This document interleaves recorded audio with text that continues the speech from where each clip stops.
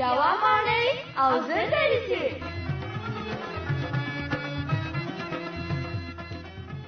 ګرانو همزولو سلامونه. دا دی بیا هم د یوې ماڼۍ او زرو دریڅو خپرونې وخت را رسېدلی. ښه همزولو، پوهېږئ چې په مجلسونو کې د 2 نفرو ترمنځ پسپسک څنګه کار دی؟ کله د پسپسک له کبله له مشکلاتو سره مخ شوي یاست؟ یا مو همداسې نور څوک لیدلي چې له مشکل سره مخ شوي وي؟ دا پوښتنې مې ځکه وکړې چې نن لالو ماما خپلو میلمنو ته په دې اړه یوه دریڅه را پرانیزي. نو راځئ چې په ګډه خپرونه واورو.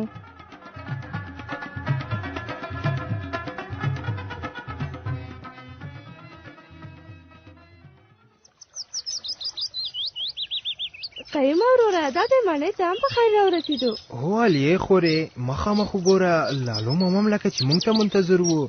وګوره په خندا خندا زموږ خواته را روان دی.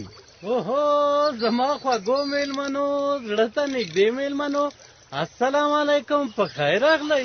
وعلیکم سلام، خیر یوسې لالو ماما.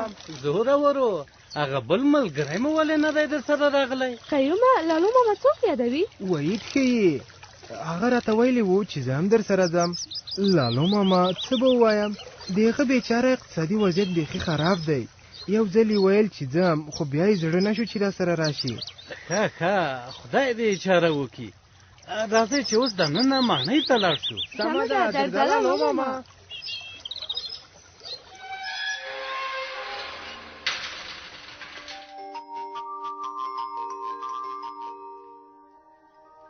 لالو ماما، د وحید بیچاره وضعیت ډېر خراب دی.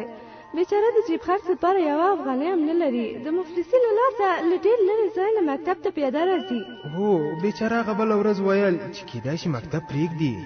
له تاسې څه پټه، مکتب ولې پرېږدي؟ دا ستونزه خو ډېر ځوانان لري، خو هېڅ مشکل نشته چې د حل لاره ونه لري. که وحید وغواړي دومره خو پخپله کولی شي چې له مکتب سره خپل جیب خرڅ هم پیدا کړي. څه ووایم لالو ماما، څنګه به یې پیدا کوي؟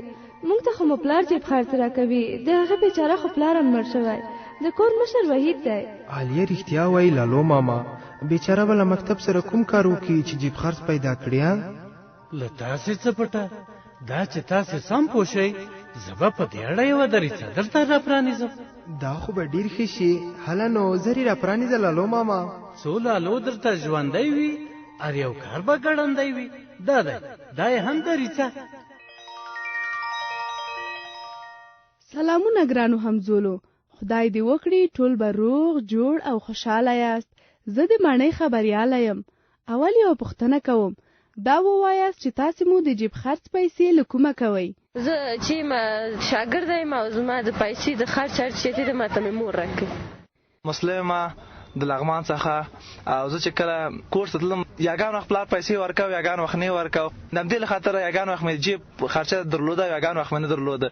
ډېر ځوانان له خپلو کورنیو جیب خرڅ اخلي، خو زیاتره خلک غریب دي او خپل ژوند په سخته پر مخ وړي او دوی نشي کولای چې خپل اولادونو ته پیسې ورکړي.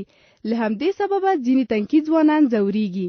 زه خپل اصلا ورزشکار یم. یو وخت لاړم یو چې د مسابقې ته، یو وخت چې کله کانتین ته ځم شیمه شی اخلم، یو وخت چې ګورم په جیب کې پیسې نشته، نو ځان سره ما وخت نه فکر وکړ چې تا چې زده ده چې ته باید داسې یو کار وکړې چې خپل د جیب خرچي پیدا کړې، تر څو یو انډیوالانو څخه یو کانتین ته داخلېږي، یو چای اخلې، انډیوالانو څخه باید کم رانشي. خو آیا دا مشکلات کومه د حل لارم لري که نه؟ ځینو تنکۍ ځوانانو دغه مشکلاتو ته د حل لارې پیدا کړي دي.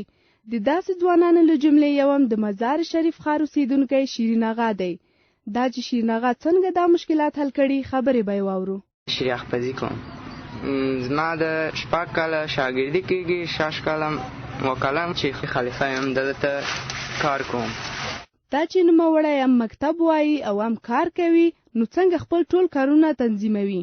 زه سبا 9 بجې ځم مکتب ته، 11 بجې 11 بجې بیرته راځم او بیا خپل کار شروع کوم. شریخ پزی کې دا 1 بجې د شپې کار کوم، دلته بیا ځم کور ته، بیا درسونه مې وایم. آمادګي نیسم مکتب ته. داسې ده چې زه تاسې موقعات لرم شریخ پزی کې، هېڅ مشکل نه ایجادېږي.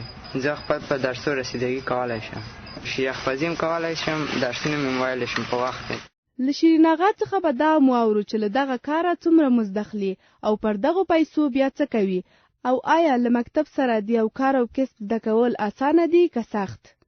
ما ته ورځې 200 افغانۍ راکوي. د دې د پیسو زه هغه مشکل چې مې دلو شو په خپل حالوم، نور چې پاتې شو خپل مور جان ته ورکوم.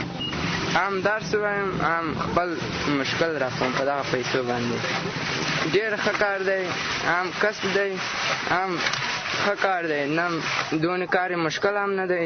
تو چې زحمت ونه باسې راحتي نشته. والا شیرین آقا خو ډېر تکړه دی، آفرین یې پر همت شه. هو والا د شیرین آقا خبرو ماته هم همت راکړ. زه به هم خامخا کوم کسب او کار زده کوم. بالکل ښه خبره ده، خو یوه خبره په پام کې نیسئ. کومه خبره؟ له خپل وس او توان سره داسې کسب زده کړئ چې د مکتب له درسونو نه مو ونه باسي، ځکه اول مکتب مهم دی. خیر سي لالو ماما چې داسې ښه دریڅه دې راخلاصه کړه. علي کاشکې لالو ماما ته وایي چې یو بله دریڅه هم راخلاصه کړي. خو دوه پتره ژبه لري، خپله ورته وایه، په ما ولې وایي؟ زورورو څه پسپسه کوئ؟ لکه چې زما غیبت کوئ که څه چې داسې د یو بل سره په غوږ کې غږېږئ، په زوره ووایه چې زه هم پوه شم که نه. نه لالو ماما خدای دې نه کړي چې ستا غیبت وکړو.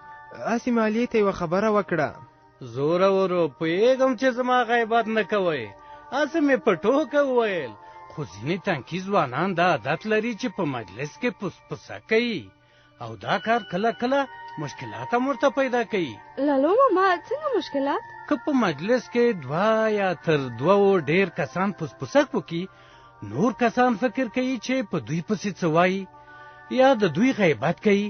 له همدې امله کله کله خبره تر خفګان او جنجاله رسیږي. لالو ماما نو ولې به خبره تر جنجال او خفګانه رسیږي؟ له تاسې څه پټه، د دې دپاره چې تاسې سم پوه شئ، زه به مې له خپل موبایله د څو تنکیو ځوانانو خبرې در واوروم. دا دی، تاسې ورته غوږ شئ. زه رقیه حمدات یم د کابل ولایت څخه. زه له بل همصنفي سره ناسته وم د کالیو جوړولو په باره کې غږېدلو، پسپسک وکوه. بل همصنفي مې راغله فکر وکړ چې موږ د هغې په باره کې غږېږو، هغې باندې بده ولګېدله. ما سره جنجال سو، ته ولې د ما موضوع د بل صنفي ته دې قصه وکړه. دا اوس لږ څه جنجال باندې جوړ سو او ډېر مشکل ایجاد سو، یعنې ملګرې مې له ما نه لږ څه لرې سوله. زما نوم ارزو ده، زه غازي میر زمان خان ښوونځي زده کوونکې یم او د ولایت د پکتیا څخه.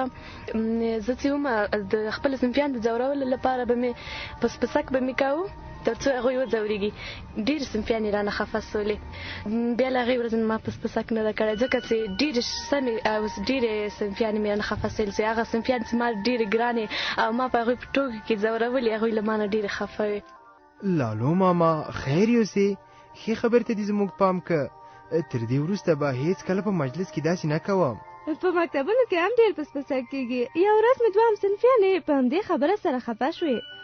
تر دې وروسته به زه هم ډېر پام کوم چې داسې ونه کړم او خورلڼو ته به مې هم دا ټولې خبرې ووایم. له تاسې څه پټه، هغه بله ورځ مې له یو عالمه واورېدل چې ویل په اسلامي شریعت کې په مجلس کې پسپسک یا پټې خبرې منع دي. ویل چې که 3 نفره یو ځای ناست وي، دوی دې په خپل منځ کې پټې خبرې سره نه کوي، هسې نه چې 3م کس د دوی په پټو خبرو په تشویش او خفه نه شي. خیر سي لالو ماما، نن دې په ډېرو خبرو پوه کړو. دا خبرې به خپلو ټولو خورلڼو ته وکړم. زه به هم د ټولې خبرې خپلو ملګرو ته ووایم. وایي ته به مو وایم چې کوم کار او کسب پیدا کړي مکتب دې نه پرېږدي. وایم آفرین، تاسې خو نام خدا ډېر تکړه یاست. اوس به نو زه هم یوه بله دریڅه درته راپرانیزم. نوم یې ارزو ده، د غازي میر زمان خان مکتب زده کوونکې یم. کله چې 3م صنف ته راغلم، لومړی خو ما نه صنف ورک کړ چې کوم صنف ته لاړه سمه. لومړی مې د اما صنف ته لاړم، بیا هغه چې وه هغه بیا خپل صنف ته راوستلم. بیا چې مې کتل ټول شاګردان په خپلو ځایونو کې ناست وه، بیخي بې جرأته وم. نو هغه نو استاد زه چېرته کښېنم، هغه په غوسه وه. نو راته ویلې چې ته راسه زما په دې تندي کښېنه.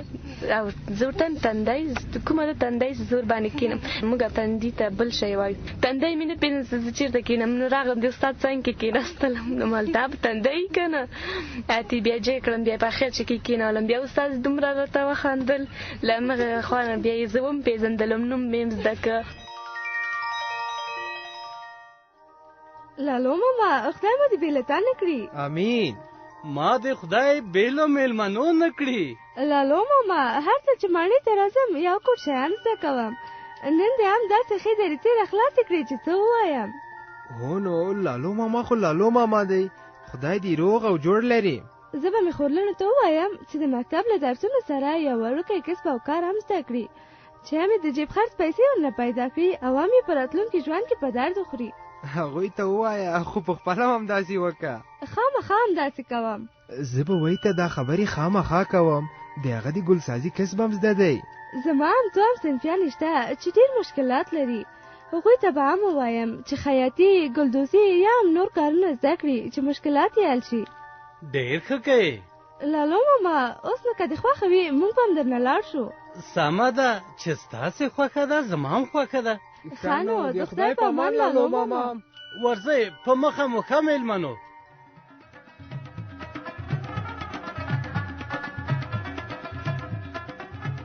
درنو همزولو د یوې ماڼۍ او زرو دریڅو دا خپرونه د افغانستان په تعلیمي مؤسسه کې محمد انور اندر لیکلي او جوړه کړې وه. زموږ نړۍ زموږ راتلونکی.